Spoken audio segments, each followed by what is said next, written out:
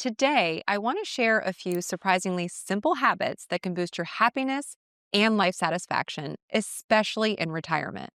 These come from researcher Dan Buettner, who spent over 20 years studying the world's happiest and longest living people. You might have heard of his work with National Geographic and something called the Blue Zones, which is places where people not only live longer, but truly thrive. If you're new to the channel, hi, my name is Julia Lemke, certified financial planner. And normally on this channel, we talk about things like, can I afford to retire? Because obviously that's a big part of what I do as a financial planner. But as we discuss in a few of my videos, a meaningful retirement is not just about the money. It's about health, purpose, and joy.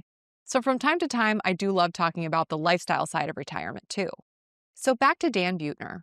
After traveling the world and researching communities in places like Okinawa, Japan, Ikaria, which is in Greece, Sardinia, Italy, Nicoya, Costa Rica, and Loma Linda, California, he discovered key habits that help people not just live longer, but live happier too. My husband Eric and I were particularly drawn to the documentary on Netflix called Live to 100: Secrets of the Blue Zones, not just because we're retirement planners, but because Eric's oldest brother, Peter, lives in Okinawa with his family and frequently shares how healthy and delicious his in-laws' food is and the active lifestyle that their community keeps. Here in America, we tend to separate from our families as children, age out, right? The kids live at home until 18. And then if they go to college, they move out, likely to never return again, unless, of course, they need help. We as a country tend to prioritize independence, which of course can lead to great successes in certain avenues of life. But when it comes to our general sense of happiness, this principle can hurt. In Okinawa, children don't often move very far at all. In fact, it's common and expected for multiple generations to live together, or at least within walking distance. Grandparents, parents, and grandchildren are deeply involved in each other's lives.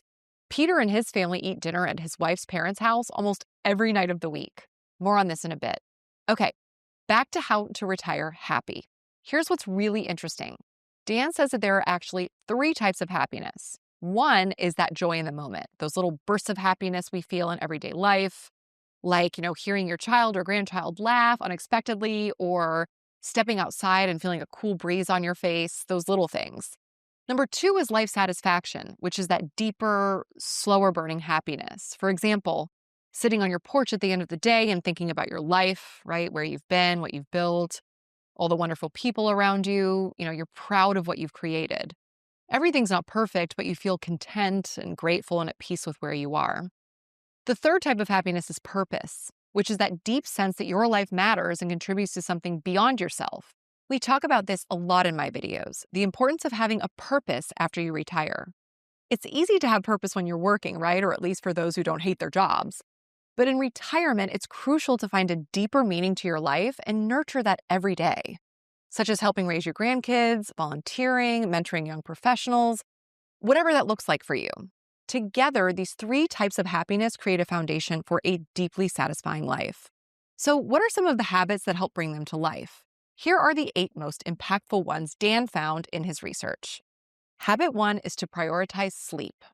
Happy people consistently sleep 8 to 9 hours a night, which is about 25% more than the average American. I know for a fact that when I don't get at least 7 hours of sleep, I am way less likely to be a happy camper. And this is common knowledge, right? We all know that we need ample sleep to function at our highest capacity. But it's not just about getting rest, it's about getting repair. Sleep directly impacts our immune system, our memory and cognitive ability, our moods and emotional resilience, and our ability to make good decisions throughout the day. Unfortunately, as we age, sleep is not always easy to come by. And if you struggle with it, you're certainly not alone. At 37 years old, I'm a bit of a sleep freak, as my body desperately needs enough to power me through my busy day with my work and my 2 small kids. And I'm no doctor, but I'll share a few habits that I have started to swear by recently. First, I wake up early, like 4:30 or 5 a.m. most mornings. I drink my cup of coffee in the quiet before my family wakes up, and I exercise. Exercise is absolutely key to me sleeping well. I have a lot of energy and it needs to go somewhere. So even a light workout is great for me. I like to walk and get the sunshine directly into my eyeballs to give my circadian rhythm the message that it's the morning time. By the late afternoon, evening, after being awake for, over 12 hours, I'm genuinely tired.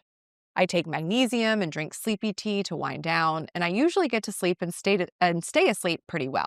All right, enough preaching from me. On to Dan's habit number 2, which is to eat a plant-based breakfast. Now, this one definitely caught me off guard. I'm not a vegetarian or a vegan, and I don't even know if Dan is, but he does talk about how important it is to start the day with vegetables or some other healthy start. And I'm wondering if that's more about just eating a healthy breakfast than it is eating a vegetarian breakfast. I start off my day with eggs and sausage, our whole family does, and getting that amount of protein in the morning really, really helps our energy, and I think it helps our mood throughout the day as a family. Habit number 3 is to nurture your friendships.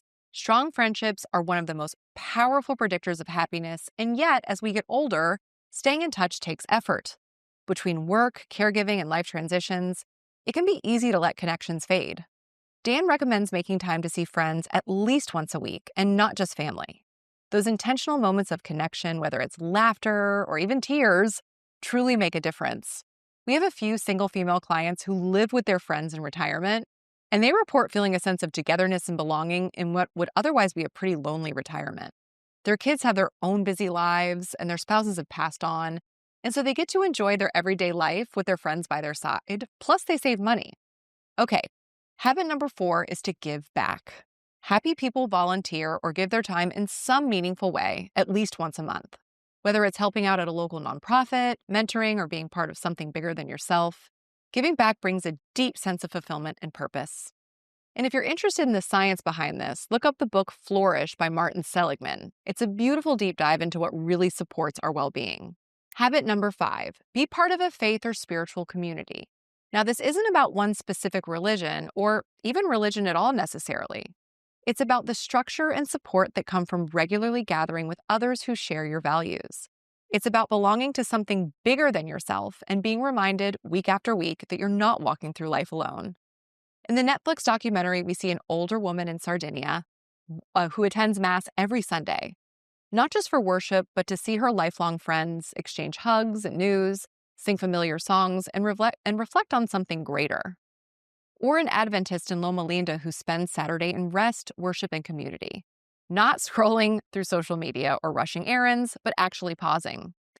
These routines do reduce stress, create accountability, and anchor people in rhythm, reflection, and connection. In retirement, when routines often fall away and identities shift, this kind of structure becomes more important. So going to church, temple, mosque, meditation group, even a spiritual group, the effect is the same. Next, habit number 6 is to take a midday nap. I laugh because, I couldn't do that. I'm just too wired of a person. But my Aunt Susan, who has, great health and incredible energy at age 70, takes a 1 to 2 hour nap every day that she can. This is longer than the 10 to 20 minutes that Dan recommends, but nonetheless, she says it restores her energy and focus. Now, if you're like me and can't nap well, you can always do a guided meditation or just sit in silence and listen to your breath for 5 or 10 minutes. Research shows that brief naps or meditations enhance cognitive function, especially in areas like learning, problem solving, and attention. Okay, habit number 7 is to work a little bit in retirement. Now, at first, this might seem counterintuitive, right? Because you just retired. But working, even if it's just very little, part-time in some meaningful way on your own terms, gives you a sense of purpose, keeps you socially connected, keeps your mind engaged, and provides, of course, financial flexibility.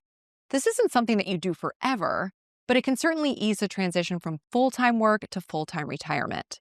And lastly, habit number 8 is to be thoughtful with screen time. Now, this is a message for everyone, regardless of age, right? We all need to get off our screens more and get into being present with our families, friends, and other important people in our life. Now, obviously, right now, you're on social media. I'm sitting here on your screen. So, don't watch it too much less. I'm just kidding. But in all seriousness, Dan recommends limiting TV and social media to about 30 minutes a day. I'm trying to get there myself. In retirement, time becomes your most valuable asset, but screens are designed to steal that. What starts as just a minute can easily turn into hours lost to passive scrolling or binge watching. Also, excessive screen use, especially at night, makes it harder for us to sleep, which we establish as the most important habit in number 1. You can put reminders on your iPhone after a certain amount of screen time to help motivate and remind you to get off and do something more useful with your time. Try it out if you tend to struggle with this. So, these are the 8 habits of the happiest people on earth, according to Dan Buettner. I'd love to know which one stands out to you folks that are watching. Is there one that you're already practicing, or maybe one that I didn't mention? Please let us know below as we can all learn from each other, and I'll see you next time.